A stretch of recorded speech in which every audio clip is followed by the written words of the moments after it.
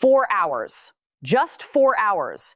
That was the warning that suddenly appeared and forced governments, markets, and militaries around the world to stop and pay attention. No secret intelligence leak, no quiet diplomatic rumor. Iranian officials announced it openly. A countdown before a new wave of attacks that could target the very heart of the global energy system. Oil refineries, LNG terminals, export ports, tanker hubs, power plants. The infrastructure that keeps the modern economy alive. And suddenly, every one of those locations appeared to be on a potential target list. But the most unsettling detail was not the threat itself, it was the timing. The 4-hour countdown was calculated to end exactly as global energy markets prepared to open in New York, London, Singapore, and Dubai. The moment traders were ready to set the next global oil price, the world was told that the Gulf's energy infrastructure might become the center of a new phase of conflict. And within minutes, Washington reacted. Donald Trump appeared before microphones with a message aimed not only at military planners, but also at financial markets. The United States, he said, would force the Strait of Hormuz open if necessary.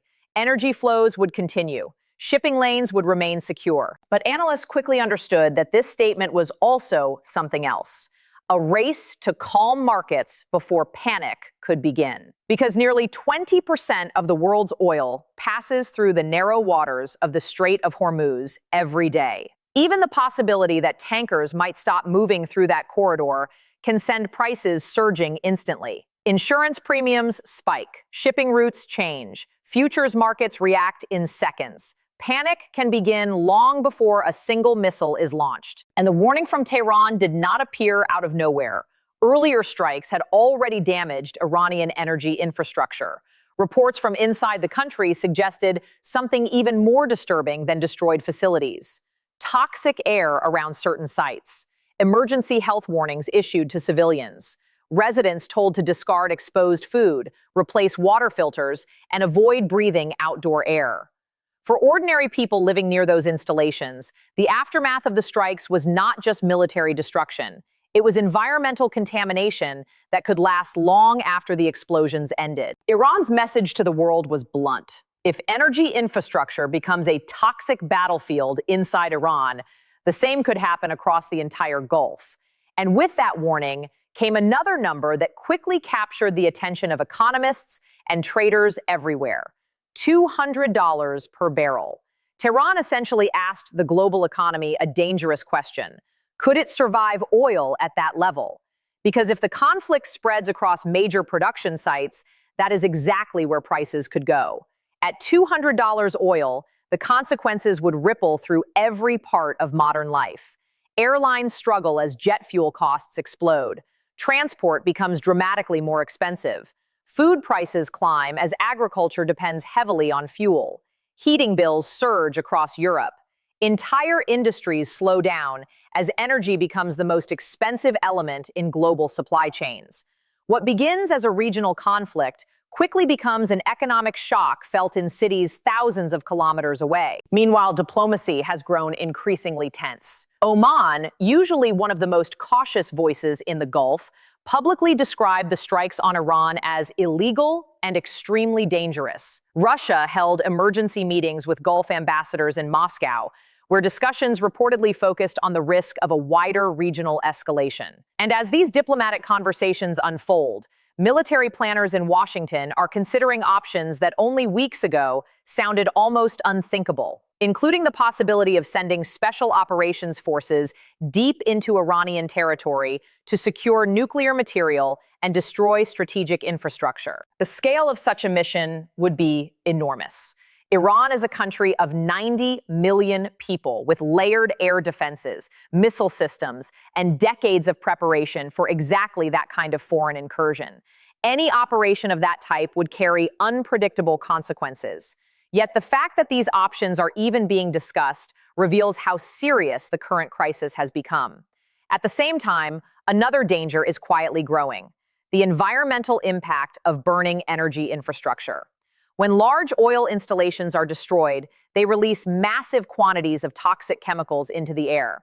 Benzene, sulfur compounds, heavy particles that contaminate soil and water. These pollutants do not disappear when the fires go out. They linger for months, sometimes years, affecting the health of entire communities. And if multiple facilities across the Gulf were damaged simultaneously, the environmental consequences could spread far beyond the battlefield itself. Europe is watching these developments with particular anxiety. The continent already faces fragile energy markets after previous supply shocks. If Gulf LNG shipments are disrupted, some countries could face severe shortages, just as industries attempt to recover from earlier crises. In that scenario, energy would once again become the central pressure point of the global economy. And this is why that 4-hour warning captured so much attention around the world, because it was not only a military message, it was a signal about how fragile the global energy system really is. A reminder that a few critical shipping lanes, a handful of refineries, and several key export terminals hold together the energy supply that powers modern civilization. If you are following this story and want to keep understanding how these events are unfolding step by step, this is a good moment to subscribe to the channel and leave a like on the video, because the next developments in this crisis could reshape the geopolitical balance of the entire Middle East. For now, the most unsettling detail remains this: the attack Iran warned about. The coordinated targeting of energy infrastructure across the Gulf has not yet happened. Markets opened, governments issued statements, military forces moved into position. But the clock that started with that 4-hour announcement is still ticking in the background, and the world is waiting to see whether it will stop, or whether it will lead to the moment when the global energy system faces its most dangerous test in decades. Imagine waking up tomorrow and discovering that the price of oil is no longer rising slowly, but exploding so fast that markets can barely keep up. Not because of a single strike, not because of one country, but because the entire energy system of the Persian Gulf suddenly begins to look fragile at the same time. And this is exactly the question analysts are quietly asking right now. What happens if the current conflict spreads across the Gulf region and energy infrastructure itself becomes the battlefield? The Persian Gulf is not just another oil region. It is the core of the entire global energy system.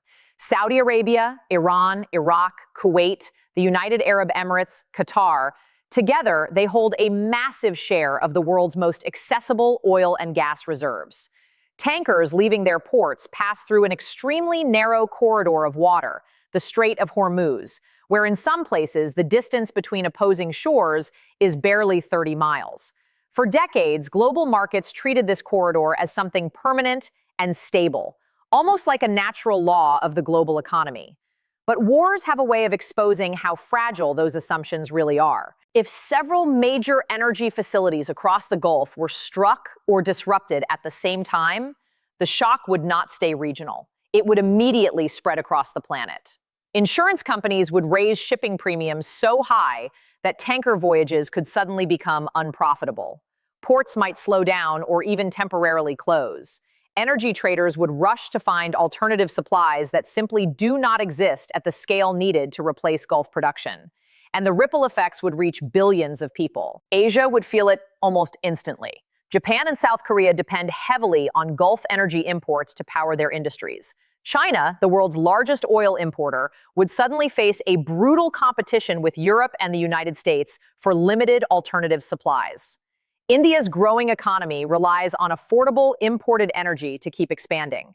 If that supply chain fractures even partially, the consequences would spread through manufacturing, transportation, food prices, and everyday life. Energy markets also have another dangerous characteristic. They move based on expectations.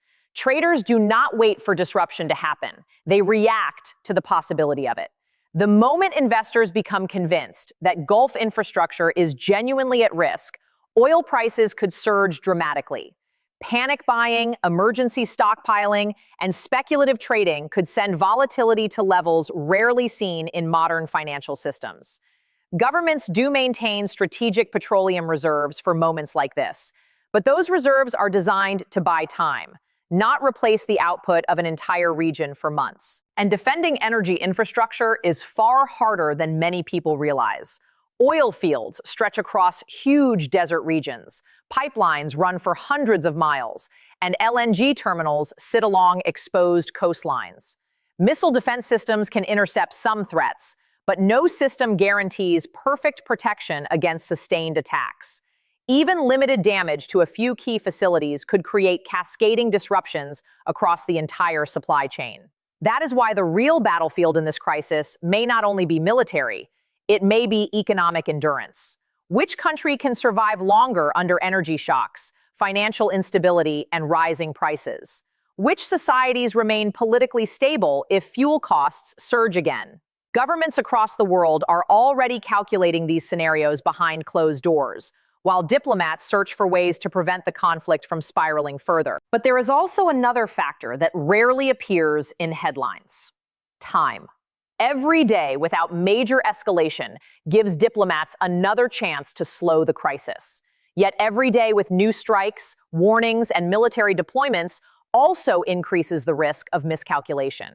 History shows that wars often expand not because leaders want them to, but because events begin moving faster than diplomacy.